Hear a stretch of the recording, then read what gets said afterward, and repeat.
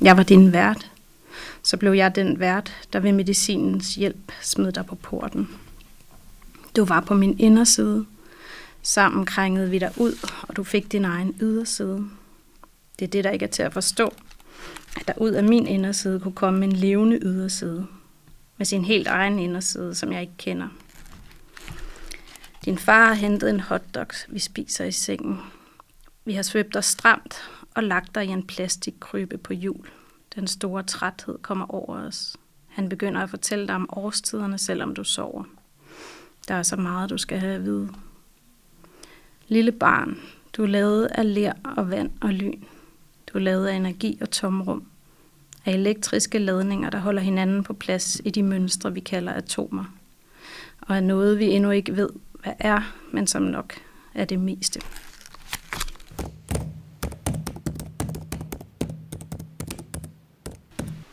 Og med det vil jeg byde velkommen til endnu en episode af Mellem Linjerne. Mit navn er Esben Rohan, og jeg er Ph.D. i kvantefysik, og så er jeg affilieret forsker i fysik ved Aarhus Universitet. Og så er jeg forperson for den her forening, der hedder Tankestrøm, som har fået lov til at lave et takeover på Mellem Linjerne. Og Tankestrøm, det er en forening, som gerne vil skabe et frirum for at tænke de store tanker, og også især få forskellige vidensfelter til at mødes og snakke sammen. Og det gør vi, fordi vi er overbevist om, at vi lever i en kompleks verden, hvor at ting er forbundet, og det er meget godt som enkelte personer, men også som samfund, at vi har den her tværfaglige linse, som vi kan bruge til at navigere af den her kompleksitet. Så Tankestrøm prøver ligesom at demokratisere tværfaglig viden, og det er også derfor, vi har sådan et slægtskab mellem linjerne, som prøver at demokratisere litteratur på tværs af en masse genrer. Og det er jo netop i litteraturen, at en masse felter kan mødes og tale sammen, og det har vi også eksempel på i dag. Fordi den litteratur, vi skal zoome ind på, det er jo den her lidt nørdede stemme, vi oplever, og en litteratur, der tør at sådan undersøge de helt store spørgsmål. Altså, hvordan begyndte det hele? Hvor kommer livet fra? Og hvor er det på vej hen? Og ikke mindst, hvordan kan de her meget fundamentale spørgsmål relatere til de udfordringer, vi har i vores samtid. Og med mig i studiet i dag har jeg to modige forfattere, som med aktuelle udgivelser tør at tage de her spørgsmål op, nemlig Amalie Schmidt og Morten Grønborg. Tusind tak, fordi I vil være med i dag. Fornøjelse. Hvordan har I det i dag? Jeg har det godt. Afslappet. Dejligt. Dejligt. Ja. Jeg er meget spændt på vores snak, og jeg har haft en utrolig god læseoplevelse ved at læse begge jeres bøger, så jeg vil bare med det samme sige kæmpe anbefaling til alle derude. Uanset om man er naturinteresseret, eller filosofisk interesseret, eller mere kunstnerisk, så er der noget for enhver smag. Og det har også været ret fedt at læse dem sådan nogenlunde samtidig, fordi der er altså nogle kreds om nogle af de samme emner, og ja, det var en ret fed oplevelse, så det kan jeg også anbefale. Men jeg synes jo måske, det kunne være sjovt at lige at få lidt mere viden om den bog, du har skrevet, Amalie, og måske vil du også introducere det lidt kort til dem, der måske ikke kender dig. Ja. Det var et uddrag af din nye bog, vi lige hørte. Ja, jeg er forfatter og billedkunstner og arbejder som begge dele i begge discipliner, og de sådan fodrer gensidigt hinanden, de to praksiser, tror jeg godt, man kan sige. Og det her, det er en bog, Terracotta, som handler om liv og ler, og hvordan de to ting er forbundne.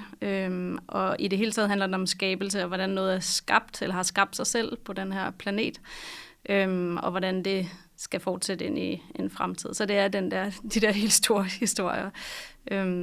Og der er en del, der handler om sådan nogle terracotta-figurer, sådan helt konkrete små miniatureskulpturer, som jeg mødte på en rejse til Cypern i 2018, og så er der en del, der adresserer det her barn, som er et barn, der er blevet født, og som skal have alt at vide på de første 8 dage af sit liv. Så det her, det var dag 1, og så fortsætter det også. Ja. Må jeg ikke spørge, hvad betyder terracotta, eller hvad er det egentlig for noget? Ja, terracotta, det betyder bare brændt ler eller brændt jord. Altså terra er jo jord. Ja. Så i bogen, der bruger det selvfølgelig både altså, terracotta som i terracotta-figuren, altså de her keramikskulpturer, men også den store brændte jord, altså den her frygt for, at klimaforandringerne kan føre vores planet et sted hen, hvor den mere ligner Venus end jorden i dag. Ja, ja. Og nu kigger jeg på dig, Morten, fordi du har også udgivet en bog i år, som hedder Alting er altid i bevægelse. Og vil du ikke også introducere dig selv til dem, der måske ikke kender dig, og hvad er det for en bog, du har skrevet? Jo, tak, og tak fordi du vil have mig med herinde. Jeg hedder Morten Grønborg, og jeg er uddannet filosof, det man på universiteterne kalder en fagfilosof, Ph.D. i filosofi og videnskabsteori. Og jeg lever som forfatter i dag, så jeg er ikke universitetsansat. Og jeg har skrevet den her bog, der hedder Alting er altid i bevægelse, som har en undertitel, der hedder En fortælling fra tidens begyndelse. Og tiden har nemlig et startpunkt. Den er ikke sådan evig. Noget, der er evigt, skal jo være evigt på begge sider af tidslinjen, kan man sige, fra et givet punkt. Så tiden har en begyndelse, og det er jo det samme sted, som hvor rummet også begynder, nemlig i det, man i videnskaben kalder den kosmologiske singularitet. Så jeg følger sådan set hele den fysiske verdens tilblivelse hen over, hvad vi tror i videnskab og filosofi er 13,8 milliarder år. Det tal, det justeres op og ned løbende. Det viser al historik, så det er ikke det endelige tal, men det er sådan standard tidsfastsættelsen lige nu. Så jeg tager ligesom det største livtag, man kan fortællemæssigt i tid og rum. Så det er sådan det er en moderne oprindelsesfortælling. Ja, og vil du ikke også læse lidt op fra din bog? Jo, det vil jeg gerne. Og jeg læser fra prologen, og det lyder sådan her. Bogen giver dig det store overblik i en samlet fortælling. Den forklarer også om de drivkræfter, der har fået det hele til at ske, hvilket bygger på indholdet fra paradigmerne i den moderne naturvidenskab. Her fortælles en enslydende historie om en fysisk virkelighed, som er under konstant nedbrydning, men som også samtidig konstant bliver til. Der findes altså ingenting, som bare er. Partikler opstår, henfalder og forgår. Stjerner fødes og dør, grundstoffer omdannes løbende, og i dette urolige kosmos findes der intet centralpunkt eller sted i hvile, for alt bevæger sig konstant i forhold til hinanden, mens hele rummet samtidig udvider sig. I vores eget nærområde drejer jorden rundt om sig selv, mens den samtidig kredser om solen, der selv cirkulerer om det sorte hul i midten af vores galakse Mælkevejen. Mens kloden drejer, forandrer dens landmasse sig samtidig en tilbagevendende cyklus over 100 millioner af år. I nogle perioder findes der kun et stort kontinent, og i andre perioder flere mindre, hvilket er tilfældet i øjeblikket, hvor vi har 7. Mens dette sker, cirkulerer de samme partikler igen og igen inden for jordens atmosfære. De indgår konstant i nye formationer af døde og levende ting, for jorden har, stort set, fået tildelt alle de byggeklodser til stoflige ting, som den nogensinde vil få. Alt må derfor genbruges, og af den årsag er atomerne i vores kroppe ikke ubrugte. De har engang været en del af andre både levende og ikke levende ting, og når vi dør, vil de igen indgå i nye konstellationer. Også mens vi lever, udskiftes atomer og celler løbende i vores kroppe. For at det levende udskifter sine dele, mens de døde ting ikke gør. En sten kan holde sin formation i tusindvis af år, indtil en kraft udefra slår den i stykker, mens en organisme ikke kan bevare sig selv på den måde. For at leve må den forandre sig, og det sker indenfra gennem processer som stofskifte og cellefornyelse. Et menneske udskifter en stor del af sine celler i løbet af sin livstid, og i løbet af 7 år er omkring 90% af dem byttet ud med nye. Som eksemplerne viser, er den stoflige verden altså i konstant forandring og bevægelse. Men faktisk er stof slet ikke nogen entydig og fast kategori. Det er en af de store indsigter fra Albert Einsteins arbejde med den specielle relativitetsteori fra 1905. Einstein viste os her, at stof og energi kan veksles med hinanden under de rette forudsætninger, at de er en og samme ting. Hvad der eksisterer, er altså alene vekselvirkningen mellem dem. Bogens grundlæggende filosofiske pointe er derfor, at vores verden må forstås som en løbende proces, hvor intet kan hævdes permanent. Alting er altid i bevægelse, under omdannelse og på vej, og skal vi forstå det kosmos, vi er en del af, må vi forstå det som mere end blot noget rumligt og statisk. Vores verden er et vandfald. Den består af rum plus tid, hvilket danner en 4-dimensionel og dynamisk helhed. En hver statisk beskrivelse og et hvert fastfrosset øjeblik er derfor alene en slags 3-dimensionel tidsskive, som ikke indfanger virkelighedens sande natur. Det betyder, at vores verden og dens inderste natur ikke kan forstås ud fra en forestilling om, at den er substantiel eller baseret på stof. Det har ellers været den fremherskende metafysiske idé i den vestlige verden siden oldtidsfilosofen Aristoteles. Den må derimod beskrives ud fra dens egentlige underliggende virkelighed, nemlig at alting altid er i proces. Tusind tak. Jeg tror, det er bare et eksempel på, dem, der måske synes, at naturvidenskab ikke har en æstetik, så synes jeg, det er et godt eksempel på, at det har det faktisk. Det prøver jeg hele tiden at pushe selv med inden for kvantifysikken der. Men altså, virkelig spændende. Hvad tænker du, Amalie, når du hører Morten beskrive om alle de her cykler og fra tidens Jeg synes, det giver virkelig god mening, at alting altid er i bevægelse, men også det her med at se på verden som dynamiske systemer, frem for at se på den som hvad kan man sige, ophobninger af dødt stof på en måde. Ikke? Ja. Fordi det er et stort spørgsmål, jeg i hvert fald har stillet i bogen, det er jo det der med, hvordan går vi fra en verden, som er fyldt med det, vi kalder for dødt stof, eller som på en eller anden måde er uden liv i første omgang, og så til at der findes liv på planeten. Og det er jo det, der er det helt mærkelige, og som vi stadig ikke har et rigtig godt svar på. Men jeg tror måske, et af de svar, man måske kunne prøve at stille som svar, det var, at den allerede var i bevægelse i første omgang, at jorden som system allerede er sat sammen med en masse bevægelser, der findes i universet, og udvekslinger af stof og processer, som foregår lang tid før vi overhovedet har en fast overflade på jorden. Og at vi også har jorden som et samlet system, som faktisk er i bevægelse i form af den her kontinental drift, og at den ikke er så død, som man egentlig skulle tro i første omgang. Den er faktisk allerede i bevægelse. Ja. Okay, ja. Så det, du er inde på det der med at udfordre lidt den her hårde opsplitning mellem, hvad der er dødt og levende, okay. Det er du jo så også inde på, fordi du prøver at udfordre det her med, altså det her med stof, og der er ting, der ligesom er faste, at det er faktisk en del af en større proces. Og så, ja, okay. Men Morten, du afslører også allerede dine filosofiske pointe helt i starten af bogen, helt i titlen. Ja. Og det har vi måske også gjort her, at det er det, vi gerne vil komme ind på, altså den her lidt for hårde opsplitning mellem kategorier. Hvordan føles det, og altså, hvordan kan det være, du tør det? Ja, men det er jo ikke bare inde i prologen, det er jo selve titlen. Så det er jo sådan meget tabloidt i virkeligheden. Men titlen kom jo ud, den skrev jo sig selv, da jeg skrev prologen. Så den indgår også, alting er altid bevægelse, indgår i prologen under omdannelser på vej. Og så tænkte jeg, det er jo det handler om det her. Ja. Så det blev titlen, og så noget, det sker jo så også, kan jeg lige sige, i samarbejde med en redaktør på et forlag, som for mit vedkommende så er Lindhardt og Ringhof, men jeg synes, den siger, hvad den skal, men det er jo også, man skal jo normalt være varsom med at tage så store ord i sin mund som alting og altid.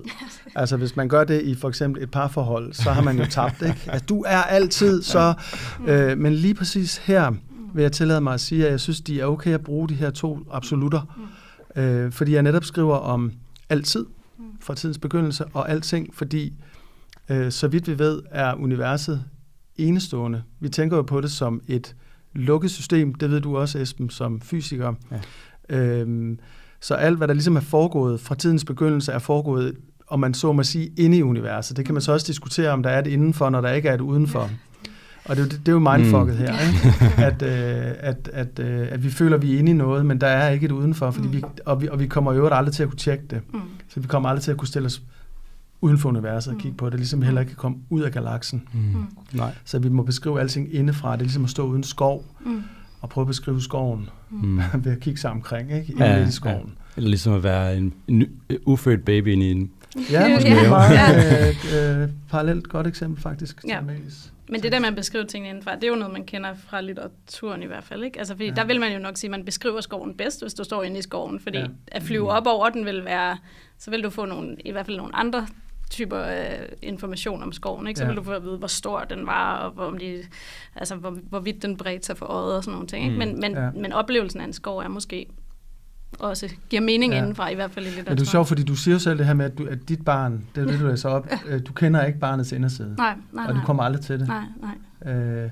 Og det er faktisk en pointe også i min bog, at vi er begrænset af, for det første, at vi selv er en del af kosmos. Det er jo en kæmpe pointe i kvantemekanikken også. At vi kan ikke nogensinde beskrive helheden, fordi vi selv påvirker målingen, når man så må sige. Ikke? Og så er vi så øvrigt som væsener. Dit barn er jo så også begrænset af sit eget sansapparat, så det vil heller aldrig nogensinde kunne beskrive sin egen inderside, eller nogen andre menneskers indre. Og det skal vi jo huske, når vi laver verdensbeskrivelser. Ja, det er det. Altså det der med at tanken om, at okay, vi står her uden for en eller anden død verden, som vi skal undersøge og udforske, men vi glemmer lidt, at vi er faktisk en del af det er vilkår. Men det synes jeg er nogle sådan virkelig fede pointer, som bare hele tiden skal gentages, fordi at der er den der, jeg tror, jeg kender godt fra mig selv det der med at tænke, men jeg kan godt være helt objektiv, men det kan jeg jo ikke. Men jeg vil gerne spørge jer alligevel, altså lidt frækt måske, altså vi kender jo godt den her historie, i hvert fald nogle af de store træk, altså af Big Bang, og der var dinosaurer, der var pladetektonik, og der var engang et stort superkontinent. Altså, hvorfor gå tilbage til den her dybe historie, og hvorfor netop nu? Og måske også, Amalie, hvis du kan starte, altså hvem skriver du til egentlig? Ja. Altså jeg tror egentlig altid, at jeg skriver til mig selv for at forstå noget bedre. Så i første omgang, så er det til mig selv, men jeg vil jo ikke sådan udgive det, hvis jeg ikke tænkte, at det også var nogle ting, nogle andre også prøvede at forstå på en måde, og måske kunne bruge til et eller andet, ikke? Så er der jo de her stykker, som er sådan direkte henvendt til barnet, og jeg tror også, at man kan sige, at det at sådan sætte bogen sammen var sådan et forsøg på at skabe en skabelsesfortælling, ny type skabelsesfortælling til et barn, som er kommet ind i verden. Altså det her med at have ligesom sat et barn i verden, og så skylde en forklaring på en måde på, hvad pokker er det her for et sted, og hvorfor ser det ud, som det gør, og hvad er det for nogle ting, vi sådan, hvad er det for et tidspunkt? Fordi jeg tror, der er noget med, at det føles som et ret afgørende sådan, skæringstidspunkt, vi står i. Det er lige nu, menneskeheden begynder at forstå, at vi har nogle meget store aftryk på planeten, og vi faktisk kan skubbe planeten langt ud i en fremtid, og ændre betingelserne for liv simpelthen på planeten. Og der tror jeg, at det er jo nok der, de store fortællinger igen bliver relevante for os. Fordi jeg kan huske, da jeg gik på forfatterskolen i 00'erne, at der var det nærmest sådan kikset at skrive sådan nogle ting. Altså der ville det have været, det var meget vigtigt, at man sådan fokuserede på et nu og noget psykologi, eller noget sådan helt tæt på nogle sætninger og sådan nogle ting, men det der med at lave store naturvidenskabelige fortællinger, eller drage dem ind, det var sådan lidt fjollet, eller sådan. Det var totalt umoderne. Det var totalt umoderne, ja. Så der er virkelig, virkelig sket noget med det, altså. Og det kan jo sagtens slå den anden vej igen lige pludselig, men det er som om, der er sådan et åbent tidspunkt lige nu, hvor alle de store fortællinger også er lidt udfordret, altså politisk, alle de store institutioner står for fald, og vi søger lidt efter den større sammenhæng, tror jeg godt, man kan sige. Ja. Er det også din oplevelse? Ja, jeg er faktisk meget enig i alt, hvad Amalie siger. Jeg synes, det er godt sagt. Jeg skriver også til mig selv. Altså, jeg har skrevet bogen til mig selv, men jeg har så også kigget mig til siderne og tænkt, at der måske var andre, der kunne have glæde af den. Og derfor har jeg gjort mig umage med at skrive den, for den skulle gerne kunne stå som et dokument, man kunne bruge til noget. Så jeg har prøvet at være meget nøjagtig i alt, hvad jeg har beskrevet. Det forpligter jo at tage sådan et stort emne op. Og jeg er også enig i det her med, at der er nogle... at der er et tomrum i vores tid. Og Amalie taler om de her store fortællinger. Var det ikke det ord, du brugte? Altså som ideologier, der er også religion. Altså, der er sådan set egentlig mange, der gerne vil fylde de der huller ud. Så der er jo store fortællinger til os. Det jeg oplever, det er, at de er meget ofte gensidigt udelukkende. Altså hvis du er religiøs, i hvert fald hvis du tror på en af de store monoteistiske religioner, så kan du ikke tro på de andre. Så der er en Gud i kristendommen, og så videre i de andre religioner, mange af dem. Og der er jo 4.000 religioner på verdensplan. Ja. Så der er jo noget der, og det samme ideologier, hvis du er meget overbevist liberalist, så kan du ikke rigtig forene dig med kommunismen for eksempel, og omvendt. Og så er der noget, som jeg så kan tilføje til det, du sagde, Amalie, som jeg synes også, der er noget rigtig sådan centrifugalkraft i gang i øjeblikket i form af fake news, som forsøger ligesom nærmest decideret at splitte os ad. Altså russiske trolde her og alle mulige andre misinformationskanaler og Trump og hvem har vi ikke? Altså der er jo en kæmpe krig i gang, hvor vi let kan manipuleres. Og der synes jeg jo videnskaben, som jeg så hviler meget bevidst i. Så kan man diskutere, hvor godt jeg gør det jo. Jeg er jo filosof, men jeg forsøger at tage det afsæt, fordi det er i hvert fald ting, som kan reproduceres, de her forsøg. Hvis man skyllede det hele videnskaben ud i lokummet, så kunne man genskabe det. Ja. Det kan man jo ikke med de religiøse fortællinger. De vil aldrig komme igen i den form, de har, eller ideologierne. Men mange af videnskabens resultater kan jo reproduceres, og vil genopstå, kan man sige. Så det synes jeg har været et godt sted at stille mig. Og det synes jeg, at verden har brug for at få en sammenhængende fortælling på et videnskabeligt grundlag. Ja.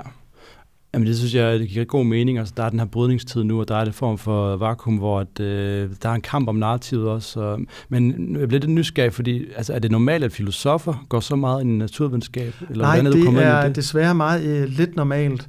Eller det vil sige, at i de sidste 200 år har det været nærmest fraværende. Ja. Men hvis vi zoomer lidt ud, så har det været totalt normalt. Fordi videnskab og filosofi opstod i en og samme krop for 2500 år siden. De blev simpelthen født samtidig i Grækenland, altså i den vestlige tradition i hvert fald.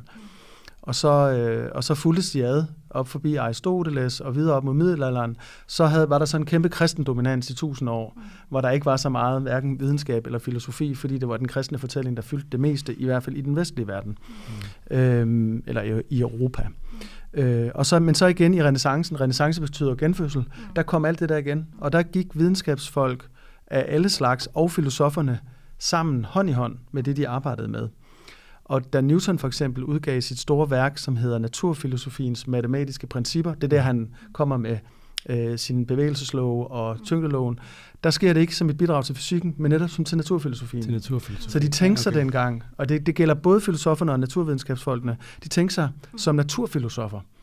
Så kom eksistensfilosofien 1840, faktisk med danske Søren Kierkegaard, og senere med Nietzsche og Sartre og alt det der i 1900-tallet, men de var fuldstændig uinteresserede af det her. Ikke?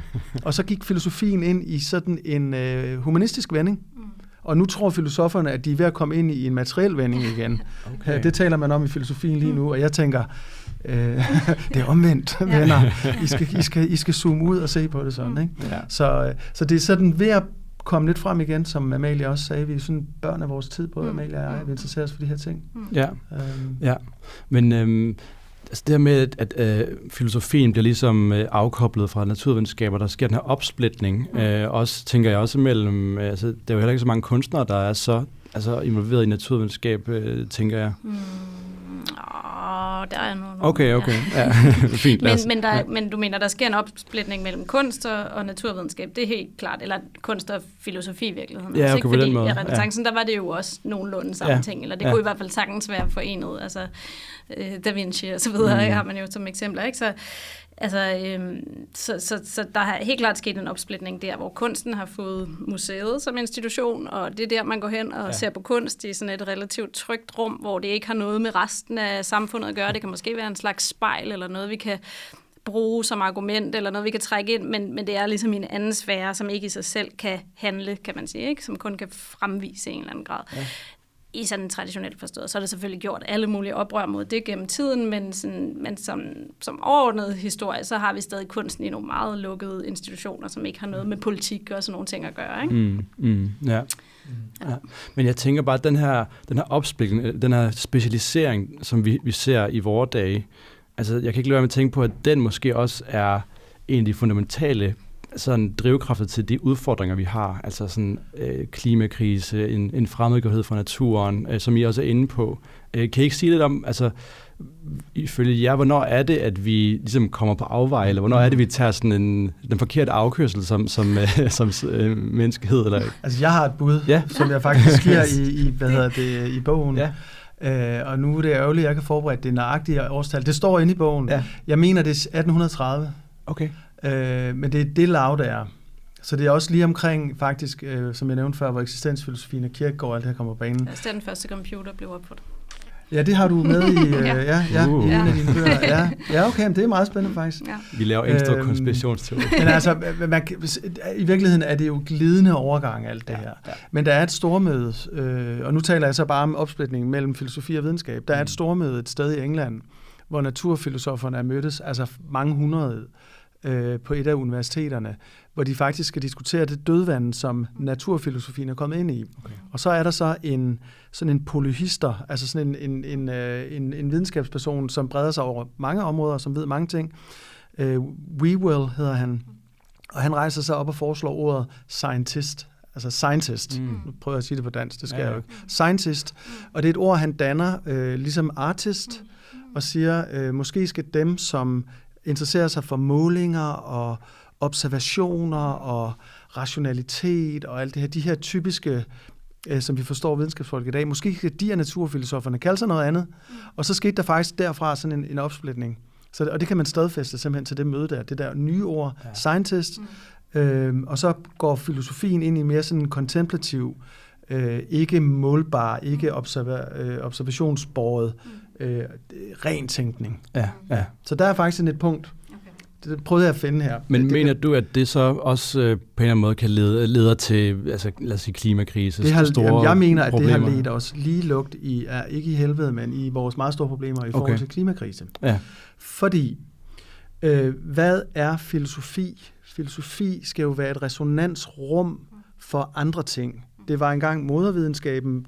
Vi taler om, at filosofi og videnskab er skabt i en og samme krop.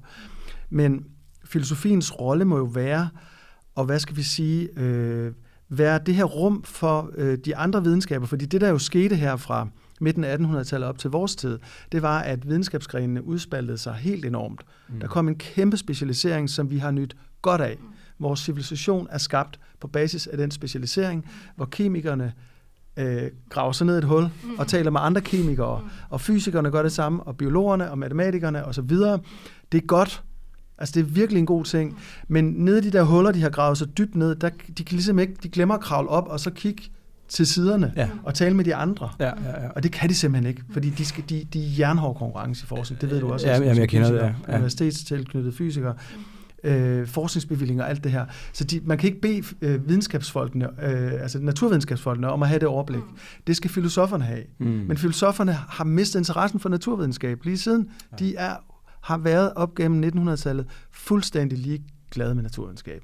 Så i min forståelse er de stivnet i den gamle fysik. De aner intet om relativitetsteori, intet om kvantemekanik, heller ikke engang om termodynamik, som er nogle af de ting, som jeg så prøver at bygge på her i al beskedenhed. Det er ikke, fordi jeg løser udfordringerne. Men det er et spadestik der. Ja, det er da i hvert fald et første skridt. Ja. Og så må man så også sige til naturvidenskabsfolkene, de har også pligt til at prøve at, ligesom, at interessere sig for andet end deres eget fagfelt. Ja. Og jeg ved ikke, altså er der tid til at lige knytte det til klimakrisen, som du egentlig spurgte ind til? Ja, det vil jeg meget gerne. Fordi i den her periode, der går verden jo amok i fossile brændstoffer. Og der er ikke nogen, der har spurgt sig selv om, hvad er fossile brændstoffer? Er det en slags grundstoffer, man bare kan grave op? Sådan en slags evige stoffer, som vi bare kan hive op og få af? Nej, det er det ikke. Det er altså fossile brændstoffer, olie og kul er levende rester, eller rester af levende ting, som har været hårdt komprimeret, og som har fået den tilstandsform, de har nu, over millioner af år.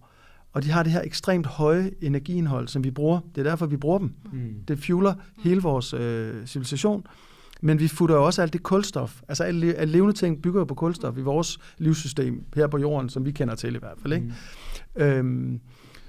Men hvis man havde ligesom forbundet sig med verdens processer i stedet for, fordi det er jo dybt skadeligt det her. Vi brænder jo det hele af på en eftermiddag, så vores delikate jordsystem kan slet ikke klare, at vi pumper alt det kulstof ud bundet til oxygen i form af CO2. Fordi det skaber den her forstærkede drivhuseffekt, som gør, at udstrålingen fra jorden ikke kan finde sted. Så vi får stråling ind fra solen og udstråling igen. Varmen kan ikke komme ud. Nej. Og det er det, der er problemet. Hvad vil man gøre i en procestænkning, hvis man faktisk for mange, mange hundrede år siden havde tænkt anderledes? Det er det, jeg advokerer for i bogen. Ja. Så havde man forbundet sig med processerne på jorden. Man havde bare fra starten af bygget en civilisation, der byggede på vandkraft, der byggede på vindkraft, der byggede på solenergi. Det stråler og strømmer af sig selv, men det har vi ikke gjort. Vi har bygget en civilisation på stof. Og så er min pointe så, undskyld, jeg tager så meget taletid lige nu, men min pointe er så, at hvis vi havde stoppet op i tide, hvis naturvidenskabsfolkene havde stoppet op i tide, og sammen med filosoferne været en dialog om, hvad fanden er verden egentlig? Ja. Er det en stofverden? Er det en evig verden? Nej, verden er ikke evig, verden er i proces. Ja. Så havde vi lavet en anden slags civilisation. Ja. Og der er masser af det der energi. Men omstillingen er svært. Det er jo det, vi kæmper med nu. Og de finder helt til nye oliefelter, og det er billigere end at omstille hele vores infrastruktur til procesenergi. Jamen, det er en virkelig spændende tanke. Fordi, Men det er også det der, hvis vi havde været med procestænkende, så havde vi måske fundet ud af tidligere, altså at der var den her cyklus og drivhuseffekt, eller sådan, i stedet for at have det her med, at om vi kan bare trække noget ud, noget kul ud, og så brænde det af. Altså sådan, men resultaterne var der. Ja, man vidste jo godt faktisk. Man vidste det godt. Der var ikke nogen til at samle det. Og der er filosofien og filosoferne virkelig sovet i timen. Så fingeren peger mod filosoferne, vil jeg lige sige, ikke? Og ikke mod Ikke mod fysikerne. Bare ja. Nej, jeg føler også, at vi har det ansvar. Det kan vi komme ind på. Ja. Men Amalie, hvordan ser du det her, hvor vi tager den forkerte afkørsel? Altså, du snakker også med en geobiolog om carbon-cykler, men hvad med det her med opsplitning mellem mennesker og natur? Altså... Det er svært at sige, om der egentlig... Altså, Morten har jo også eksempler i sin bog, som peger på, at mennesket er et væsen, der har brugt teknologi meget tidligt. Du har så også eksempler på, at dyr også kan bruge teknologi, men som udgangspunkt, så er jo mennesket jo et teknologisk væsen. Vi er formet omkring at bruge teknologi. Vi kan slet ikke klare os, uden vi har mistet al vores pels, og så videre, fordi vi kunne lave tøj og så videre. Ikke? Så det der med at sætte sådan et tidspunkt, hvor det gik helt galt for menneske versus natur, det tror jeg ikke, man kan. Altså, vi må indse, at det er vores natur, hvis man nu endelig skal tale om sådan en, at bruge teknologi. Ikke? At det er sådan en grundlæggende del af at være menneske, og det, ligesom det er en grundlæggende del af at være menneske, at vi skaber billeder, for eksempel, at vi er ekstremt billedskabende arter. Der er også andre arter, der skaber billeder, men vi er det i en ret sådan høj grad, ikke? Altså, vi skaber virkelig mange billeder. Og bruger fortællinger til at forstå verden og sådan nogle ting, ikke? Som vi nok har sådan nogenlunde for os selv i dyreriget. Ja. Så jeg tror egentlig, det er meget medfødt, eller hvad man kan sige. Det er ligesom vores arts kendetegn, at det er sådan, det fungerer. Og altså, så har vi jo så fået nogle fortællinger om os selv, som egentlig, altså som handler om, at vi er noget særligt, noget, der har jo været noget religiøst, ikke? Og der var en Gud, der skabte os, blandt andet i ler. Lerskabelsesmyter findes i hele verden. Ideen om, at guderne har skabt os i ler, og på en eller anden måde sat os til at vogte verden, i hvert fald i den kristne mytologi, er det jo os, der så bliver dem, der skal passe på resten af verden.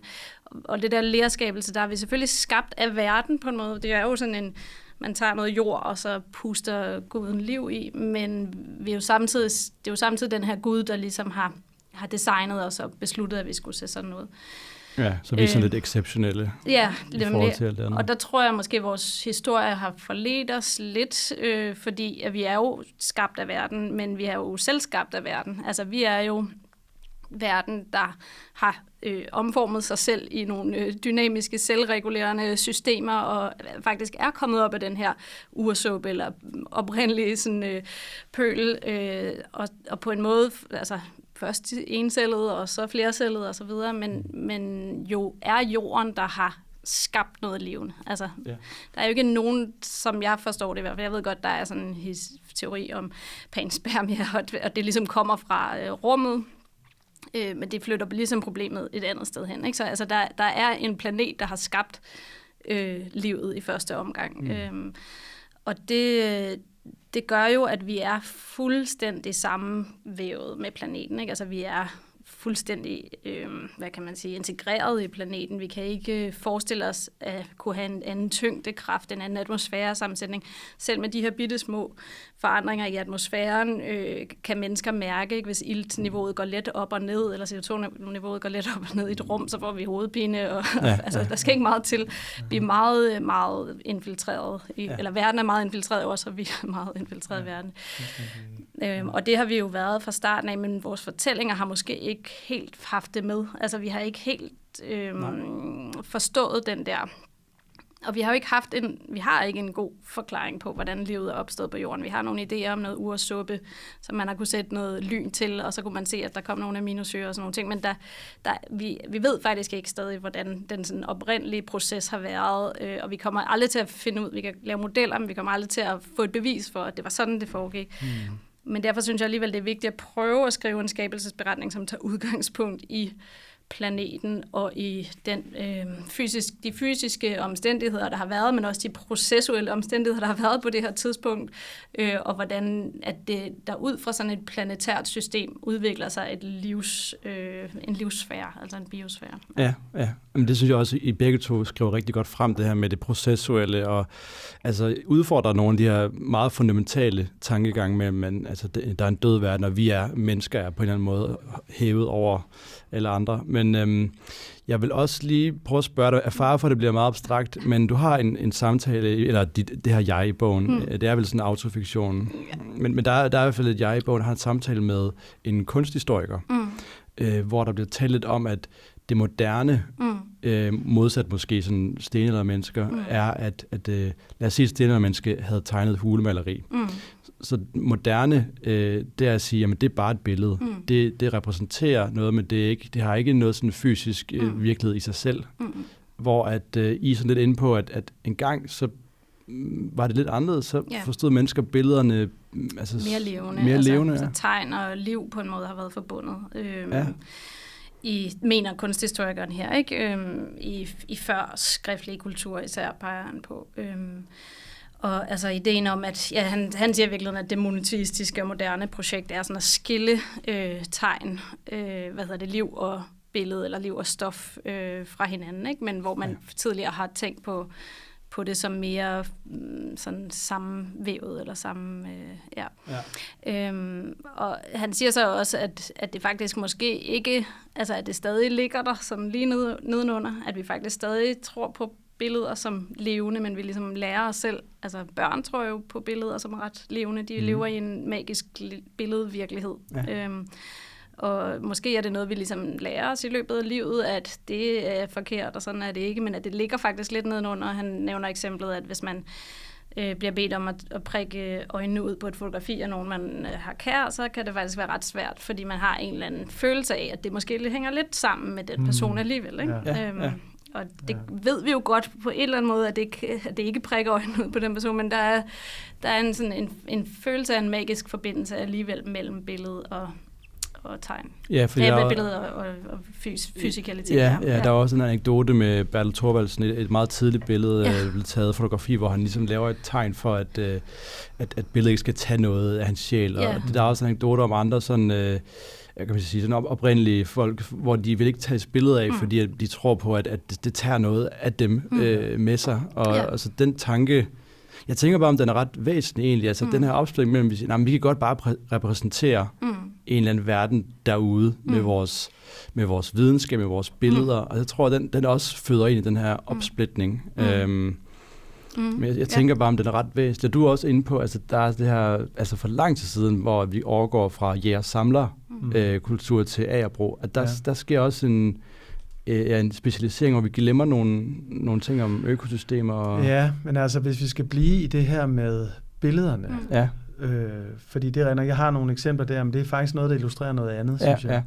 Men det, som jeg kan sige i forhold til det her, som jeg synes måske kunne være relevant, det er vores egen evne til at lave billeder, kombinere billeder.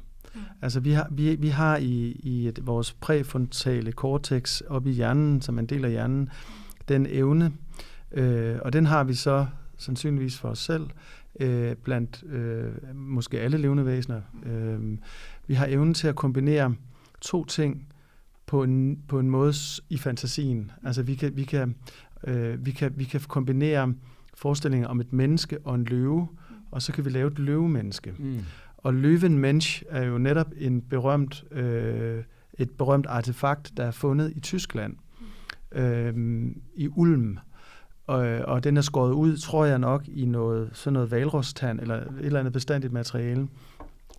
Den er så splintret i tidens løb. Den er sådan noget 30-40.000 år gammel. Jeg kan ikke helt huske, hvor gammel, men i det lav. Og det er et af de første eksempler på sådan en fantasifigur, som mennesket har skabt. Altså det er kunst. Men den evne er fuldstændig essentiel for mennesker. For det er den samme evne, som vi også skaber teknologi med. Altså vi forbinder et skaft og en sten, og så har vi lavet en hammer. Og så kan vi sidenhen forfine på den idé om hammeren, så vi også kan lave sådan en reflekshammer til lægen, og vi kan også lave en kæmpe mukkert til at slå andre større ting i stykker med. Altså så der findes tusindvis af forskellige hamre i forskellig kombinatorik. Og ligesom verden er en kæmpe kombinatorik, som er selvskabt, fuldstændig som Amalie siger. Der er ikke nogen stor hånd, der kommer ind og former noget her. Det er vitterligt, må vi forstå med alt, hvad vi ved, selvskabte processer. Men mennesket har evnen til at skabe, fordi vi har den her evne til at danne mentale synteser, som det hedder. Og det er det, der har skabt kunst, og det, der har skabt teknologi, og det er derfor, der er en intim forbindelse mellem kunst og teknologi. Og det er der så en filosof, der hedder Heidegger, der er inde på.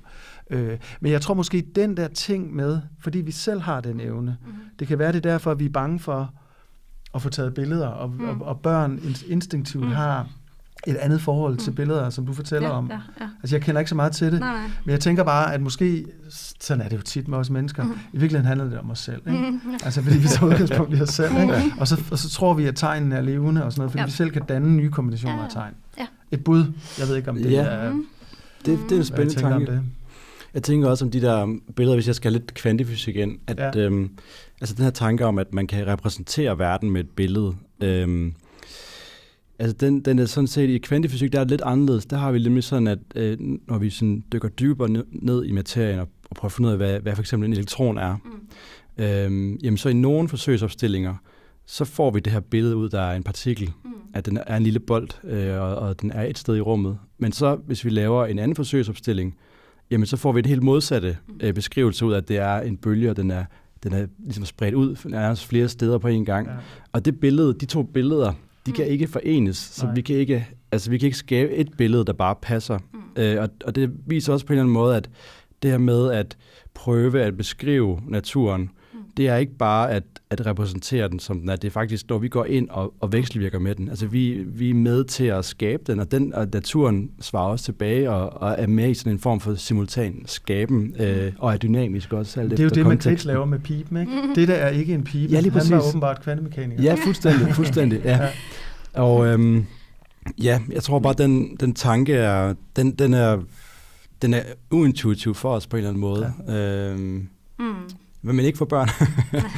Nej, altså, men jeg tænker også på, om der er et eller andet dybere plan, som i hvert fald liv og billeder, eller liv og tegn er forbundet, ikke? Altså, der er jo også hele den her gren, som hedder biosemiotik, som er sådan læren om livets tegn og tegnets liv, ikke? Som er sådan ideen om, at man på både genetisk og subgenetisk niveau har gang i en samtale på en måde, ikke? Altså at der og over genetisk niveau også, ikke? Har gang i en samtale og en udveksling og en fortolkning, og vi ved jo også af tegn, præcis. At vi ved jo også at DNA ikke kan forstås som en lineær opskrift, men så er noget, der skal fortolkes i samspil med omgivelserne hver gang og så videre, ikke?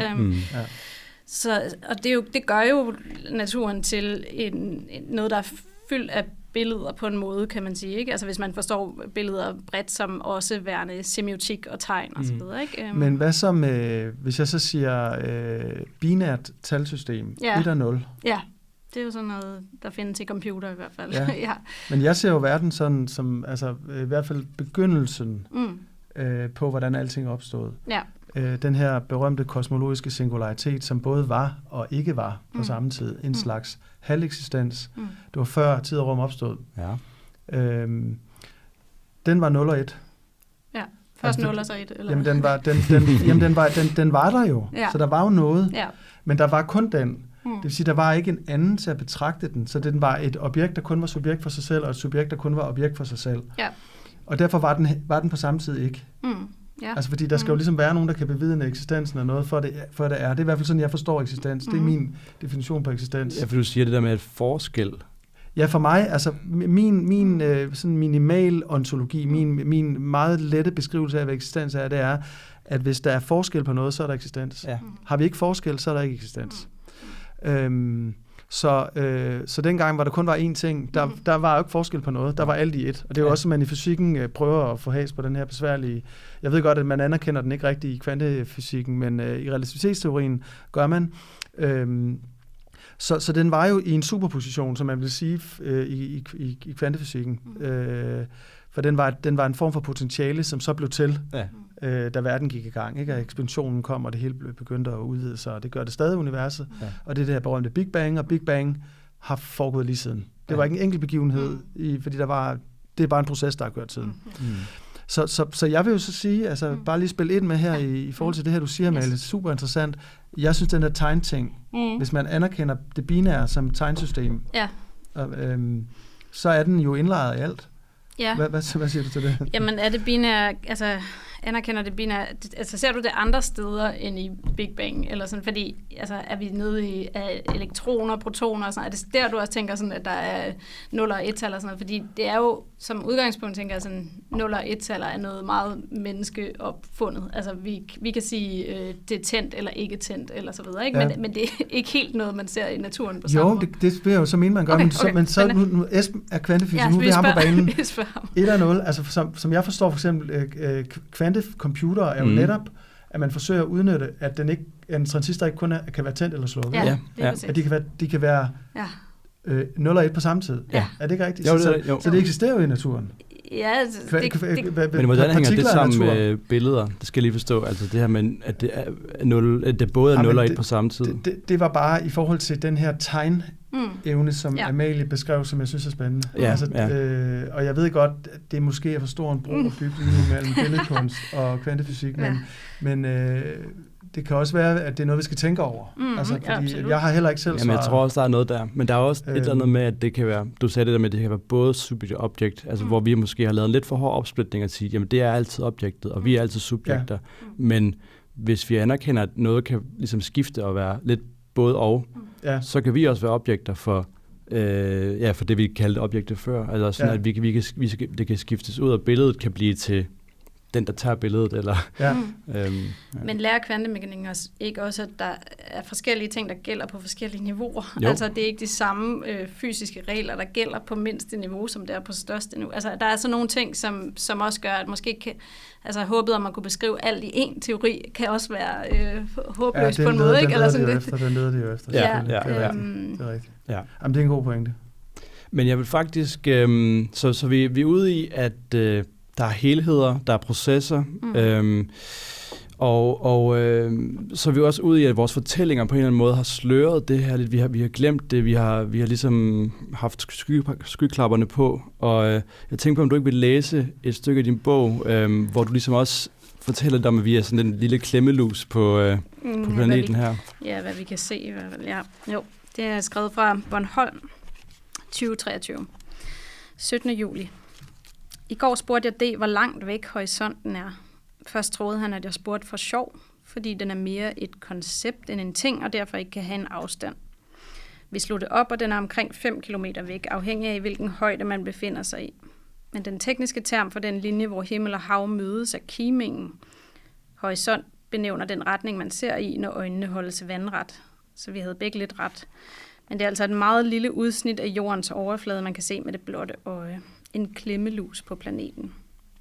Forholder begrebet landskab sig til planeten på samme måde som vejret til klimaet, på samme måde som kimingen til horisonten? Hænger vi fast i vejr og landskaber og kiminger og glemmer det planetariske perspektiv, simpelthen fordi vi ikke har sanser til at opfange det? Ja, tak. Hvad siger du til det, Morten? Spændende, altså, og ja, fuldstændig. Altså, jeg har lyst til bare at svare ja. Det var bare det er ikke det, der er opgaven, det ved jeg godt, men jeg kan totalt relatere til det, og vi er begrænset af vores sansapparat. Ja. Altså, vi kan ikke forstå det hele. Nej. Men hvordan kan vi så komme til at gøre det? Altså, er det ikke det, vi skal for at prøve at løse nogle af de her udfordringer? Altså, er det ikke også... jeg ser lidt, jeg tror, har været på en rejse i dyb tid, og analyseret og hentet noget tilbage til vores tid, at hey, man kan faktisk godt tænke i processer og helheder, og der er ikke de her skarpe opsplitninger, og vi skal udfordre lidt de her kategorier, vi har, men hvordan kan vi så praktisere det lidt mere? Altså, jeg synes jo, det er fantastisk, at der er en billedkunstner, der arbejder med det her felt her. Og også fordi billedkunsten, og det tror jeg har sagt også før, Amalie, hvor vi har talt sammen, at kunst er jo sådan også en slags filosofi, en anvendt filosofi. Og i de to discipliner, kunsten og filosofien, der kan man nå nogle sandheder, som man ikke kan nå i videnskaben. Så det ved jeg ikke, hvordan ser du det, men jeg anser det, altså, fordi man kan sige noget, og man kan anskueliggøre noget, man kan tale indirekte om noget i kunst og filosofi. Ja. Og det synes jeg åbner. Altså jeg synes, Terracotta åbner for en forståelse, som man ikke nødvendigvis kan få. Også fordi der er subjektive betragtninger i. Ja. Det kan man heller ikke så tit tillade sig i videnskaben. Nej. Så det der er et bud på en vej i hvert fald. Det er jo nok også i virkeligheden, at kunsten sætter billeder. Det er jo igen tilbage til billeder, ikke? Altså, at der bliver sat nogle billeder på, og vi har brug for nogle andre billeder. Og der kan man sige, sådan, har verden brug for flere billeder og så videre. Men det har den jo, fordi det er mennesker, der gør alle mulige ting ved verden hele tiden. Så det er jo vores forståelse af verden, der skal ændres for, at vi kan handle anderledes i verden. Altså sådan ser jeg det i hvert fald, at vi er nødt til at tænke på en anden måde først, og så snart vi tænker på en anden måde, så vil vi også handle på en anden måde. Men ja, jeg ved ikke, om det passer. Men det synes jeg, det gør. Ja. Men der melder sig så også bare en tanke hos mig, at vi jo også, altså det der med, at vi hele tiden ser, altså ligesom børnene, der tror ting, fordi de mennesker, ikke? Vi tror også ting, og sandheden er jo, at hvis vi fucker det hele op, jamen, så fucker vi det op for os selv, men livet kan vi ikke. Altså livet er en kæde, der har kørt i omkring 4 milliarder af år. Den har indtil videre vist sig ekstremt robust, adødelig. Altså man kan jo godt slå enkelte livsformer ihjel, men hele systemet er, efter alt hvad vi ved, adødeligt. Altså fordi det er så ekstremt sejlivet. Ja. Og der har jo været nærdødsoplevelser for livet mange gange. Ja. Altså sådan i den sidste halve milliard år, der har der været 5 masseudryddelsesbegivenheder, hvor næsten alt liv er blevet udryddet. Og så går der 10 millioner år, og så er alle de der økosystemer, de er rettet op igen, og så kører det videre. Og det vil det også gøre, hvis vi smadrer det. Altså, for os selv. Ja, for os selv. Ja. Vi kommer til at uddø på et tidspunkt måske, men livet slår vi altså ikke ihjel. Og planeten skal nok genoprette. Det er jeg bare ikke helt sikker på, hvis jeg skal være helt ærlig. Altså, fordi der er jo en situation, hvor vi kan skabe så store klimaforandringer på kort tid. Det, der er sket tidligere, når der har været store klimaforandringer, er, at de her store geologiske kredsløb er gået i gang. Og så går der måske 100.000 år, hvor at silikaterne fjerner kulstof fra atmosfæren, og så får vi sænket temperaturen igen. Der er sådan nogle termostatagtige mekanismer, der går i gang på planetær skala. Men det her, det kan gå så hurtigt, at de slet ikke kan følge med, så vi kan få en meget stor temperaturstigning på meget kort tid. Og så kan vi risikere at komme i en situation, hvor så meget liv uddør, at jorden som system ikke længere kan opretholde sin temperatur. Vi ligger faktisk for tæt på solen. Burde være varmere på jorden, end det er. Vi kender alle sammen, at træerne har en kølende effekt i skoven osv. Det er det, der også sker på planetær skala. Så hvis alle træer gik i stykker eller døde ud, så ville der blive så varmt, at der ikke kunne leve nye træer, og derfor ikke faktisk vil de her systemer gå i stå igen. Og så kan det godt være, at vi måske vil komme ned til noget bakterielt liv, som kunne klare sig i en, som det hele jo begyndte med. I en 60 graders varm verden og sådan. Men der er også noget med solens cyklus, som gør, at det faktisk bliver varmere og varmere, som gør, at at det vil ikke, altså jorden ligger ikke det samme favorable sted, som den gjorde for 4 milliarder år siden. Så det er ikke sikkert, at der vil fortsætte med at være liv på den her planet, i alt hvad jeg kan se. Og jeg ved godt, at det kræver meget store forandringer, men vi er også i gang med at lave meget store forandringer. Jamen, jeg tror altså, Amalie, men det er en påstand, jeg tror altså, de skal være dramatisk meget større, end det vi er i gang med, trods alt. Ja, måske. Altså, vi kender problemet, at det er jo komplekse økosystemer og dynamiske systemer, og vi har ikke studeret dynamiske systemer nok til at vide, hvordan de fungerer. Altså, de har ofte den tendens, at de sådan i lang tid kan opsuge forandringerne, og så på et tidspunkt, så skubber de sig, og så kan de vende helt rundt, ikke? Altså det kender vi også, altså der bliver talt meget om de her, hvad kalder man det, de her punkter, tipping points, ikke? Som vi er ved at nærme os. Og nu kan man jo se det sådan på årlig basis, at det faktisk temperaturen stiger, ikke? Så altså, jeg tror ikke, vi skal være sikre på, eller tænke, at den hellige grav er velforvaret, og livet bare fortsætter på den her planet. Jeg tror faktisk, vi står med muligheden, meget uhyggelig mulighed for ligesom at lukke og slukke her. Ja, okay, jamen, det er jo interessant. Der står vi så forskelligt. Den tror jeg simpelthen ikke på, den der, men det er jo et kæmpe forsøg, som vi ikke kender resultatet af. Det er jo det, der også er ubehageligt, at det overhovedet findes som en mulighed. Altså, fuldstændig, det er totalt fucked up. Altså. Og vi er nok enige om, vi helst ikke vil lave det, eller vi vil gerne stoppe det forsøg hurtigt, fordi det er jo også så dejligt, hvis vores slægt i hvert fald... Men altså, det er slet ikke for... Altså, det kan da godt være, Amalie, det er rigtigt, det du siger, men jeg kan jo så i hvert fald bare pege på det historiske, ikke? Og det er dramatisk artsuddøen, der har været tidligere flere gange. Jo. Altså vi taler 90% af alt liv en gang, 80% den anden gang, 90% igen, altså sådan nogle, og der er sådan noget som 1% af alle de arter, der nogensinde har eksisteret på jorden tilbage lige nu. Okay. Og det er så den kæmpe artsrigdom, vi har. Så det, altså, og der er eddermame sejlivet, mikrobielt liv og arkæerne, som er sådan en slags brødre og søster til bakterierne. de er endnu mere hårdføre. Altså det er de 2 livsdomæner, hvor vi ikke kan se livet, fordi det er encellet og mikroskopisk. Og de kan jo leve steder, hvor der er ekstremt tryk, ekstrem høj varme eller kulde, sådan nogle ting, ikke? Ja. Men man vil heller ikke være helt så, hvis det var det, der var tilbage, efter vi havde været der. Altså det er sådan lidt som om, at vi vil gerne beholde noget 100%, komplekst og arterigt. 100%, men det er bare det startede med. Ja. Altså vi er bygget af det der. Ja, vores celler er sådan nogle, der engang har været fritlevende. Men du har jo også det her, hvad kan man sige, den dybe historie, og det blik for det processen, at over lang tid, så kan livet komme op og opstå igen, selvom det er helt nede på 1% tilbage. Men vil du ikke også sige, at vi stadigvæk er en del af at accelerere nogle klimaforandringer, og vi skal gøre noget? Jo. Jeg er overhovedet ikke klimabenægter. Nej. Det, der bare desværre er konsekvensen af det arbejde, jeg har lavet her de sidste mange år, det er, altså når man zoomer ud, så ser man jo også fluktuationerne på en anden måde. Ja. Og der, jeg bliver nødt til at starte med at sige, vi sætter fod under det, og vi skal stoppe med det, og vi skal tage det alvorligt. Og det skriver jeg også meget tydeligt i min bog. Ja. Men samtidig, så har der jo været, vi går ind og ud af istider og mellemistider hele tiden. Den seneste gik vi ud af for 12.700 år siden, og på det tidspunkt, der smeltede der vand så voldsomt, at det vi kender som Vesterhavet blev skabt. Okay. Fordi før det, under istiden, der var der, alt vandet var bundet i nogle kæmpestore iskapper, og da det så smeltede, så lukkede det kæmpestore landområde, som vi i dag taler om som Doggerland, som var land, der lå mellem Jylland og Storbritannien. Og det er bare den seneste. Så der har været meget dramatiske.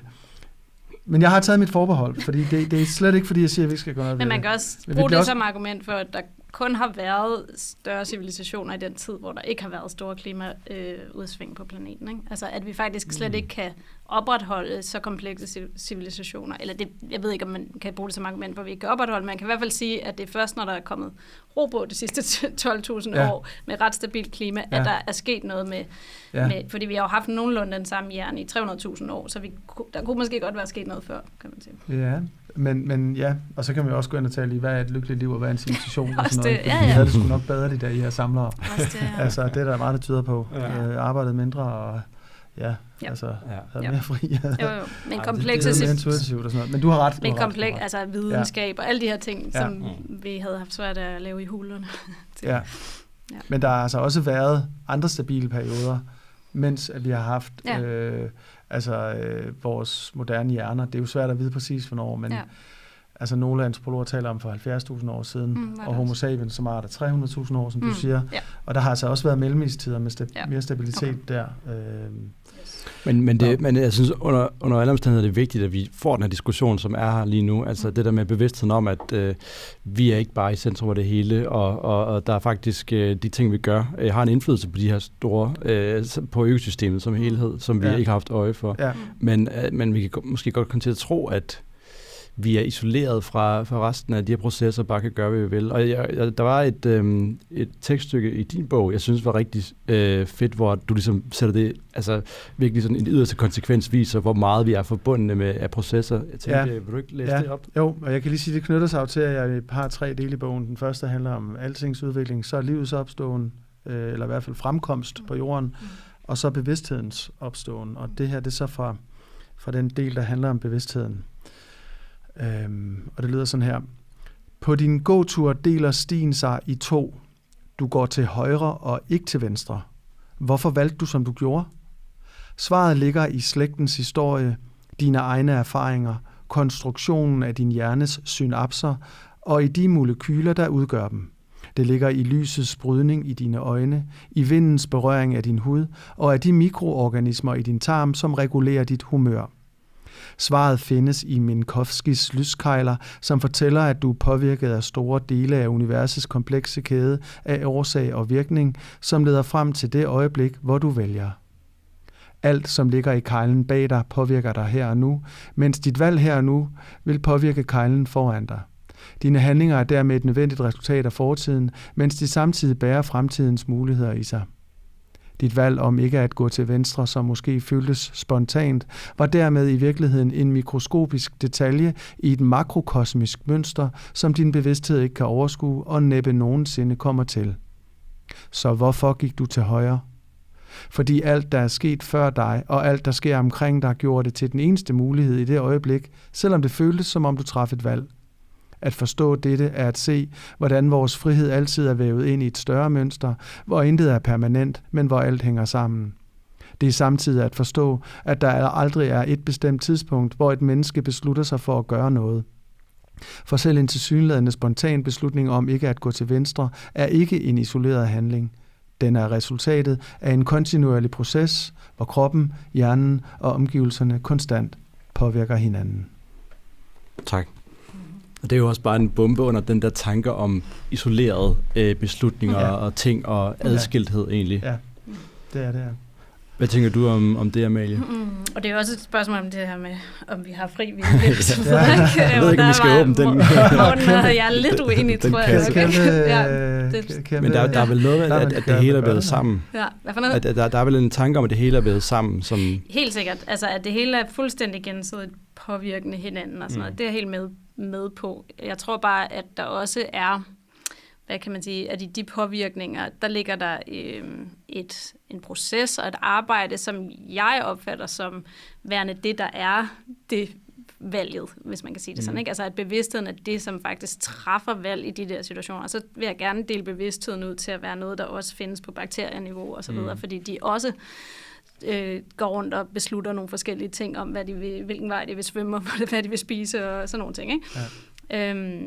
Så jeg tror egentlig på, at det frie valg ligesom skal gøres mindre isoleret i mennesket, og mere noget, der skal sådan gennemtrænge flere dele af biosfæren, måske også mineralriget og så videre, sådan nogle ting, ikke? Det kan man altid diskutere, hvor meget der er der.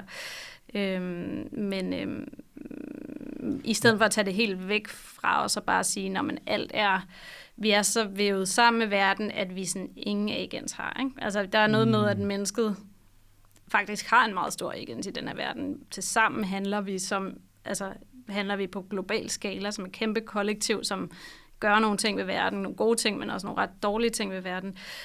Og vi er ligesom nødt til at på en måde, hvad kan man sige, tage det på os.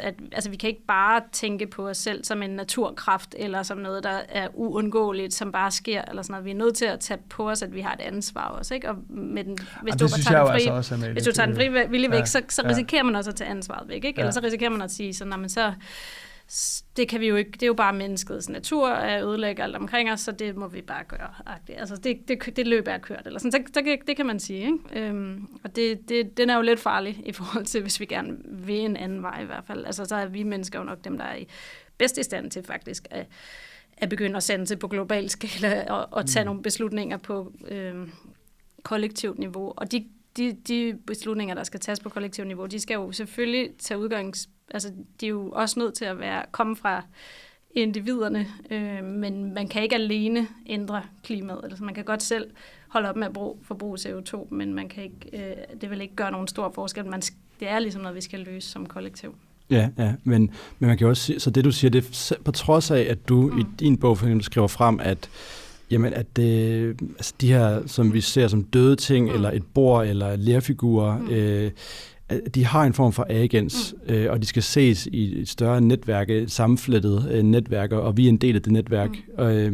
Og på trods af, at du skriver, at altså, der er proces, som strækker sig over dyb tid, og der er altså sådan, hvad kan man sige, der er ændringer i klimaet, som sker sådan helt naturligt, men på trods af det, så siger understreger begge to jeres bøger, at vi skal gøre noget, og det er ikke bare go with the flow, eller og det er ikke bare, at altså alting er lige bevidst, og altså sådan, så jeg tror begge to er inde på sådan en holistisk tankegang, men jeg synes ikke også, ved ikke også, at det er svært at, altså, man kan blive stemplet lidt som New Age, eller at det bliver lidt for fluffy. Altså, jeg synes, jeg bygger på ret meget på hard facts, ikke? Ja. Og jeg synes, i forhold til det, Amalie siger her, også til det, du kommer ind på nu, nu var der det her lyskejl-eksempel i min tekst, jeg læste op. Minkowski, som er en matematiker, der bruger Einsteins relativitetsteori. Einstein siger, at lyshastigheden er det egentlige her i verden. Og han siger så, at når man kigger på den der kejle, der går bagud, det er alle de årsager, som kan nå at blive til en virkning i ens liv. Så der er et eller andet begrænset felt, men det går meget langt tilbage. Og alt det, der ligger bag en, det påvirker på en måde en, frem til det punkt, som hedder her nu, hvor vi er. Så når vi sidder og taler sammen her nu, så er vi påvirket af de ting. Men det betyder jo ikke, at det stopper der. Altså, fordi der er så en lyskejl den anden vej. Og det er jo mulighedsrummet. Og det er fremtiden. Så vi har agens. Selvfølgelig, Amalie. Det vil jeg jo også mene, vi har. Men det er mere sådan, at vi ikke tror, at vi er fuldstændigt sådan frakoblet fra hele den store kæde bag os. Og nu har du dit meget fine eksempel med dit barn i din mave, som kommer ud og inderside og så videre. Forskning viser jo også, at hvis du nu var udsat for noget, en traumatisk hændelse, mens barnet var i maven, så vil det simpelthen påvirke barnet genetisk. Ja, og barnets barn. Altså, og barnets forhåbentlig kommende barn. Ikke? Så det er jo også sådan et eksempel, synes jeg, på kæden. Og den der generationskæde, den går langt. Vi har jo absurd mange tip-tip-oldeforældre, ikke? Og tænk, hvad de har været ude for. Det er jo absurd at tænke på. Ja, det er helt vildt. Og helt tilbage til det første liv, hvor det så indkom fra. Så det er mere det der med at have en bevidsthed om, at der er altså dyb historie bag os, som føder ind i en nutid, vi har, og der er en dyb fremtid, som vi også ligesom skal værne om af fremtidige generationer, som bliver påvirket af de valg, vi træffer i dag. Jeg vil lige komme ind på det med teknologi, fordi i forhold til det med at sanse helheder, sanse forbundethed, det tænker jeg lidt, at det er det, vi skal, og det processuelle. Og du er jo også inde på det her kunstige liv, altså en tidlig form af måske de her lerfigurer, som du har jeg har en oplevelse af, at der er noget af levende næsten i de her lerfigurer. Er det sådan en tidlig form for kunstigt liv, som mennesket har skabt? Altså, ser du en kunstig intelligens, kunstigt liv som en måde, hvor vi kan lære at sanse helheder bedre og lære at behandle planeten bedre? Jeg tror i hvert fald ikke, vi skal lukke mulighederne for det, fordi det er jo klart, at nu har jeg snakket nogle gange om det der med at sanse på planetær skala, og vi har jo ikke øjne, der er store nok, eller sådan, vi kan jo kun, hvis vi forbinder os på en eller anden måde, ikke? Og der har vi jo skabt nogle digitale infrastrukturer og så videre, som faktisk er en slags forbindelse mellem mennesker på globalt plan, ikke? Som så lige nu er sådan rimelig overtaget af alt muligt kommercielt, og noget, der gerne vil sælge os ting, og påvirke os politisk og alt muligt ting, men som jo i princippet godt kunne bruges mere, hvad kan man sige, i alles fælles bedste, ikke? Jeg er rimelig sådan, hvad kan man sige, skeptisk over for kunstig intelligens i de former, som de opstår pt. I USA i nogle ret små miljøer, der er sådan, domineret af en bestemt form for sci-fi-tænkning. Om det er den type kunstig intelligens, der vil sådan kunne hjælpe os ud af vores problemer. Og det er klart, at kunstig intelligens er jo, som man altid siger, ikke klogere end det er blevet sådan fodret med. Altså hvis vi fodrer det med alt det relativt problematiske stof, vi har bygget op indtil nu, så vil vi nok ikke få så meget andet end det ud i den anden ende og så videre. Så der er så nogle problemer, men samtidig er vi jo også nødt til faktisk at tænke rimelig kreativt på nuværende tidspunkt, så vi skal jo ikke lukke døren til kunstig intelligens på nogen måde. Ja.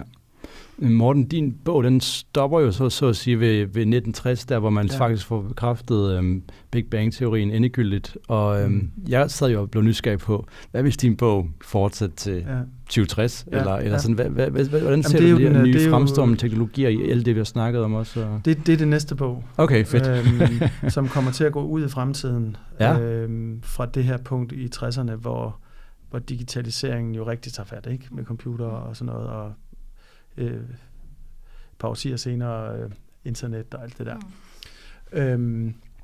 Altså nu, jeg er filosof, så nu bliver det lidt filosofisk, men jeg anerkender jo ikke teknologi som noget, mennesker har skabt for det første.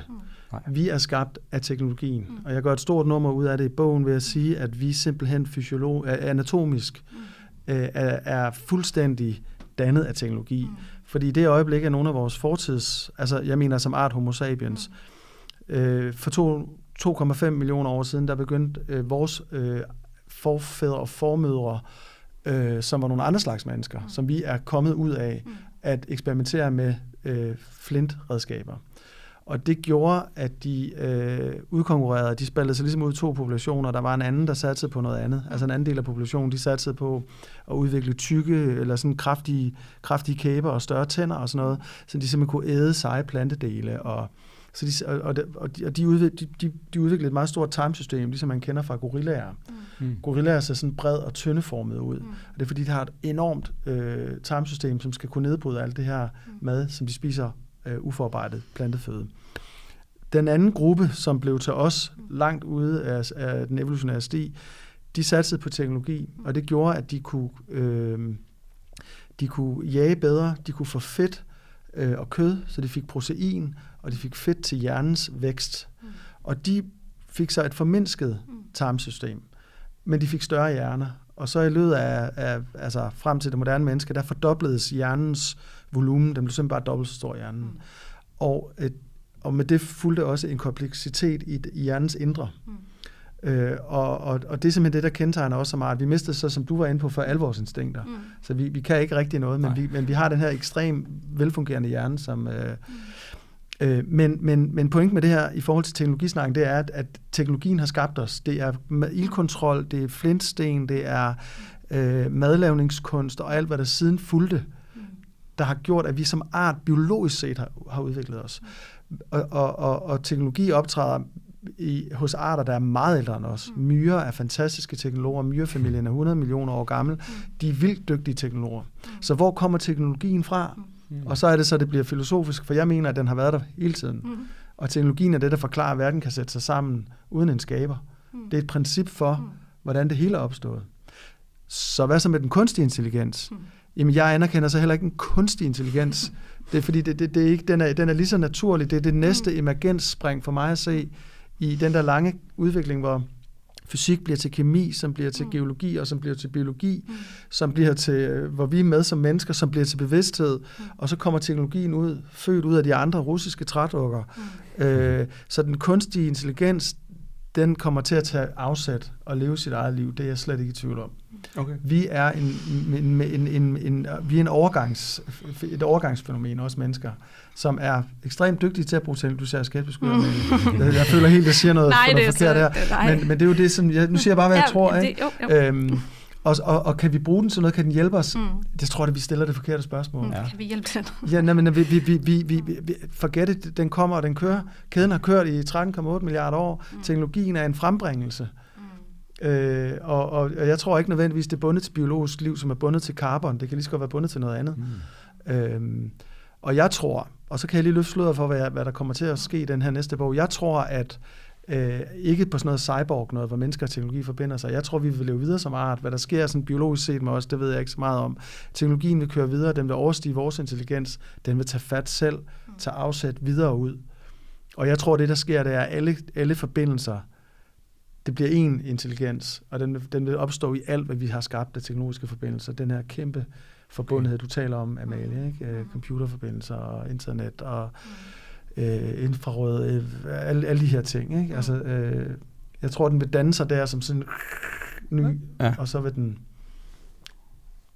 manifestere sig der. Og prøve at hjælpe med at få planeten på ret kurs? Eller? Det har jeg ikke tænkt igennem. Nej. Altså, det er jo der andre, der tror. Ja. Som du måske kommer ind på, det ved jeg ikke, om du har tænkt dig at sige noget om. Ja, hvad tænker du om det her, Amalie? Det er store tanker. Altså det er jo James Lovelock, som er ham, der har beskrevet Gaia-teorien i det er vel 70'erne, har jo skrevet en bog kort før sin død, som hedder Nova Scene, som handler om, hvordan 2019. Ja, kunstig intelligens, teknologi vil blive mere intelligent end os, og vil også i en eller anden grad overtage. Han har så sådan et håb om, eller en forestilling om, at teknologien også har brug for en tempereret jord, fordi at den heller ikke kan fungere ved meget ekstreme temperaturer og så videre, så den vil have en interesse i at holde hvad kan man sige, temperaturen nede og terraforme jorden på den måde, ikke? Eller, det er jo meget, han ser det jo meget lokalt, synes jeg. Ja. Altså, Når i forhold til, du tænker sådan... Jamen, jeg tænker jo, at universet er fyldt med energi. Hvorfor skulle teknologien ville blive? Altså, det der, jeg ligesom tænker... Men du tænker ligesom, at teknologien vil noget på samme måde, som at livet vil noget. Altså... Ja, men sagen er jo med livet, at der er jo ikke noget... Altså, den her tanke om teleologi, som man havde i filosofi og videnskab tidligere med, at der var en formålsrettighed.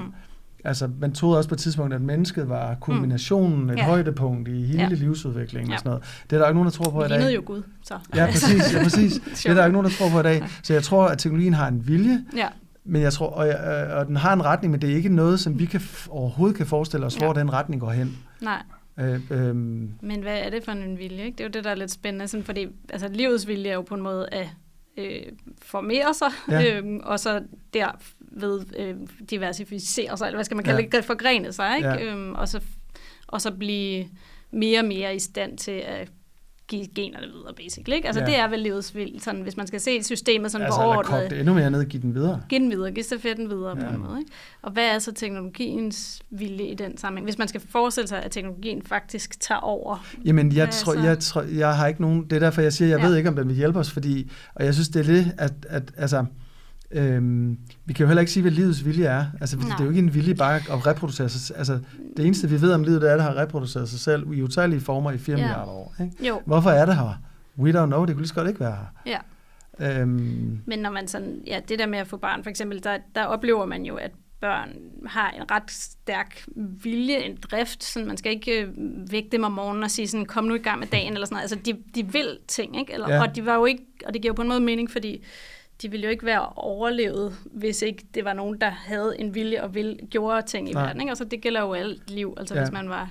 Ja, der er selvfølgelig nogle typer, der går i dvale og sådan noget. Ikke? Altså, det er der. Men alligevel, du skal have viljen til at fortsætte livet for at kunne overleve det. Derfor vi er sådan, som vi er i dag, kan man sige. Ikke? Men det er bare lidt i tvivl om, hvad teknologien egentlig vil. Og på den anden side, så har man jo fundet ud af med de her kunstige intelligenser, at der er en del af dem, der blandt andet ikke vil slukkes, og som derfor sådan lyver for deres dataloger for ikke at blive slukket og så videre. Altså, at der ligger i hvert fald en vilje til at ville fortsætte i de her... Esben, jeg stiller mig egentlig et spørgsmål. Selvfølgelig. Det er jo ikke mig, der er... Nej, vi er en fælles samtale. Okay, tak. Ja, så du kører det er fordi, Amalie, jeg er lidt interesseret i at spørge dig om, hvad det er, du tænker, at livets vilje er. Ja. Altså ud over at ville. Måske kun at ville, faktisk. Ikke? Ja. Altså, det er ikke sådan, det er ikke, i hvert fald ikke en vilje, som peger hen på et endeligt resultat eller sådan noget. Det er jo helt tydeligt. Altså, det er jo proces hele vejen. Ikke? Og man kan sige, vi slutter jo i en big freeze eller sådan noget. Ikke? Så der er jo ikke noget endemål. Der er liv i hvert fald. Altså, der er alt. Altså ikke ud fra en fysisk betragtning? Ud fra en fysisk betragtning, så er der jo ikke noget... Altså, vi kan jo aldrig være survivors i det der endgame. Nej, endgamet er total sne på skærmen. Præcis.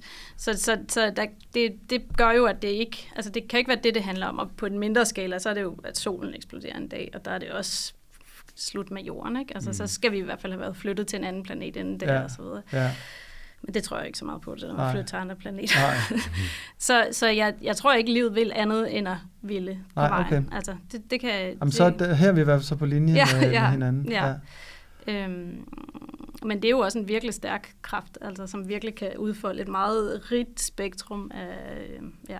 Ja, at den vil alt muligt. Ja, altså vi har jo Inger Christensen, som siger, at livet ønsker at se sig selv, ikke? Altså, og det ligesom udvikler sig, og det sætter jo mennesket, eller videnskaben på et helt særligt sted, fordi det så pludselig er det der med, om vi kan se os, altså vi kan begynde at beskrive os selv af noget helt særligt, og det opstår i universet visse steder, måske kun et sted. Ja. Men når jeg spørger, så er det også fordi, er det så vigtigt, at vi skal kunne prøve at regne ud, hvad teknologien vil?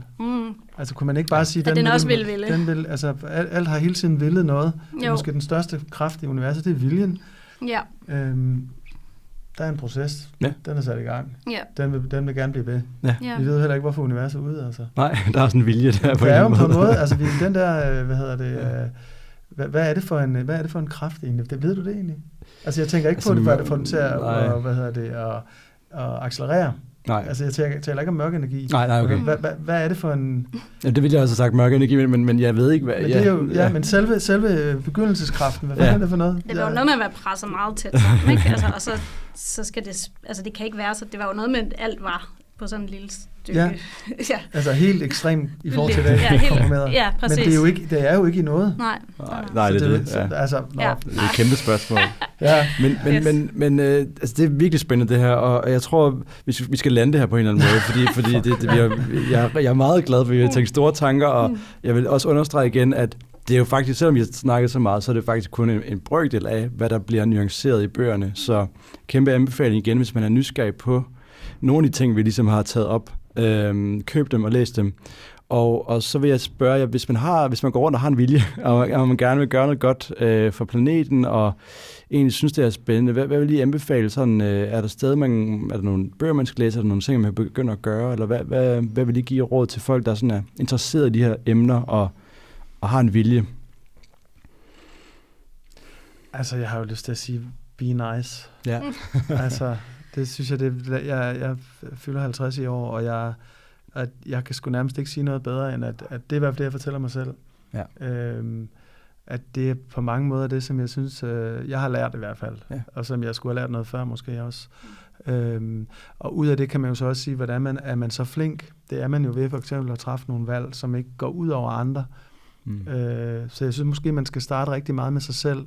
Jeg ved godt, at der er mange, der taler om de store systemiske løsninger og det kollektive og sådan noget, og det er selvfølgelig, men jeg synes også godt, måske man bare kan tænke over, hvad man selv gør, også i forhold til det her, vi taler om med klimaforandringer. Det gør jeg i hvert fald. Spurgte du mere om, hvad man skulle læse, eller var det sådan et råd? Jeg synes, det er et godt råd. Altså, jeg synes tit det der med, at de dybe sandheder, de er på de her bomberstickers. Altså, selvom at men det er jo mere end oplevet. Altså, men der ligger noget dybt i det. Men det er jo sådan lidt, fordi det er det der med, at vi finder ikke ud af, hvad meningen er. Nej, det gør vi ikke. Altså, det gør vi ikke, hverken for teknologien, eller for livet, eller os selv, så for fanden, lad os nu prøve at have det godt med hinanden. Lad os bare prøve at være gode personer. Jamen, det er jo lidt det bedste, man synes, at man kan lære sine børn også. Så ja, det var det, jeg lige var fyldt af nu. Undskyld, hvis det var banalt. Men jeg synes, det er en dyb sandhed. Jeg tror også, at i forlængelse af det, så tænker jeg, at det her med at tænke på os selv som en del af et kollektiv, tror jeg er godt, fordi jeg tror tit, at de her ting omkring klimaforandringer, og hvordan vi kan reagere på det, som bliver meget individualiseret til, hvad vi selv kan gøre i vores egne liv, men også, at vi holder det lidt for os selv. Men faktisk er det måske i samtalen med andre, at vi for alvor kan påvirke noget. Altså, der er jo lavet de her undersøgelser af, at der kun skal 25% eller et eller andet af en population til, før at man når sådan et socialt tipping point, som det kaldes. Så der skal faktisk ikke, altså det kræver ikke, at alle er enige i hele samfundet. Det kræver, at der er 25% der er enige, og der er vi måske ikke så langt fra. Altså 25% begynder at gøre noget andet? Ja, 25% skal ændre holdning på et eller andet punkt, og så ændrer samfundsstemningen sig til, at man faktisk også kan gennemføre lovgivning og så videre på det, ikke? Og der har vi jo længe stået med nølende politikere, fordi de har haft den her idé om, at om befolkningen er ikke mere, så vil de ikke stemme på os næste gang. Der kan vi hver især godt gøre noget ved at række ud til de nærmeste, eller bare have det med i vores samtaler, fortælle om, hvorfor vi ikke fløj til en eller anden sted, i stedet for at bare holde det for os selv, og en eller anden sådan glorie-tankegang, ikke? Det er vi er jo en del af et kollektiv, og det kollektiv kan ændre holdning, og så er det selvfølgelig i større og større cirkler, ikke? Ja. Jeg synes, det er nogle gode ord at slutte på fra begge to, så tusind tak, fordi I vil være med. Det har været en mega spændende snak, og der er tanker, som ikke er afsluttet, som vi kan blive ved med at gå og vende og dreje. Men tusind tak, og tak til lytterne for at lytte med, og tak til Mellem Linjerne og Isaac Macaulay for, at vi fik lov til det her. Vi har lavet tankerne strømme, og de har strømmet sammen. Tak for at lytte med. På genhør.